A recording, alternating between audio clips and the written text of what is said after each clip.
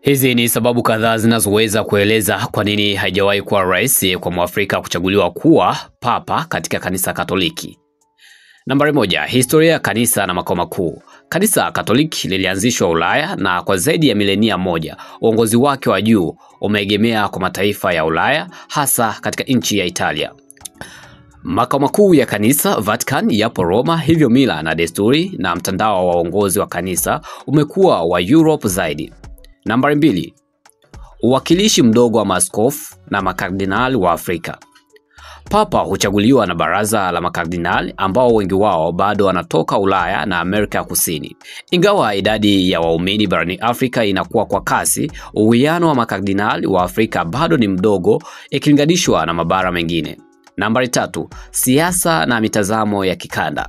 Si mara zote kanisa linachagua papa kwa misingi ya idadi ya waumini, mara nyingi linaangalia msimamo wa kisiasa, kijamii na kitheolojia. Afrika mara nyingi huonekana na baadhi ya mataifa ya kaskazini kama bado inakuwa kiutawala wa kanisa au haiwezi kuongoza kanisa la ulimwengu mzima, mitazamo yenye upendeleo au ubaguzi wa kimfumo. Nambari 4 na mwisho, lugha, utamaduni na matarajio ya kimataifa.